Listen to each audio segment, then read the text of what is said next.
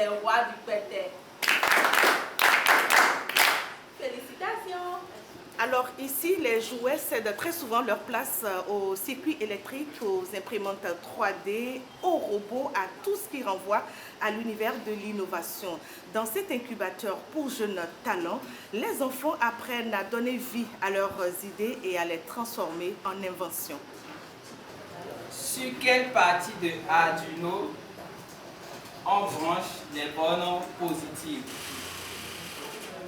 C'est Eden Elliott qui porte son groupe vers la victoire dans ce duel remporté à l'instant. Il fallait répondre correctement à une série de questions. Une occasion pour les animateurs d'évaluer le niveau d'assimilation des cours par les enfants. Nous avons travaillé en équipe, c'est pourquoi nous avons gagné. Depuis tout petit, moi je rêvais de créer des voitures, des drones, tout ce qui a rapport à la technologie. Féréol, depuis son plus jeune âge, s'amusait à fabriquer des voitures et autres objets pour enfants à partir d'objets recyclés.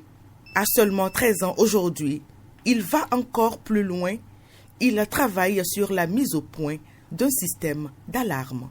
Un détecteur de proximité.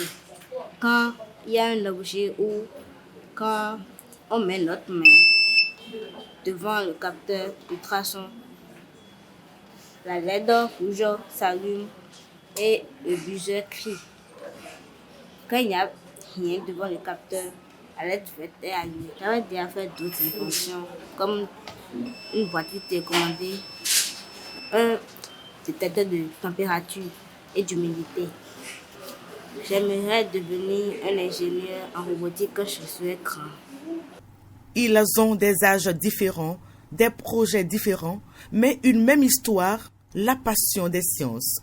Tous ont commencé par démonter un jouet, assembler des objets de récupération ou se poser des questions sur le fonctionnement des choses. Mon projet qui est un distributeur d'eau qui permet de distribuer l'eau de façon hygiénique et de limiter tout contact direct avec l'eau. Pour son fonctionnement, il suffit de poser le verre ici, ce qui actionne la pompe et l'eau commence à couler. Eliezer se prépare à représenter le Bénin en août prochain au prestigieux concours Stockholm Water Prize en Suède grâce à son invention. Les projets varient vraiment du plus simple au plus complexe, de la petite voiture jusqu'à l'idée de fabrication d'une nanosatellite. L'enfant ne commence pas tout de suite en réalisant un projet tout fait. Il commence déjà par réaliser de petits projets en carton. Après, nous intégrons l'électronique. Après, on intègre la programmation. Après, on intègre les impressions 3D pour avoir un projet en matériaux beaucoup plus définitif. Plus de 250 enfants depuis le début qui sont passés déjà à la bibliothèque des inventeurs. D'ici 10 ans, notre objectif, c'est de façon directe ou indirecte 10 000 emplois.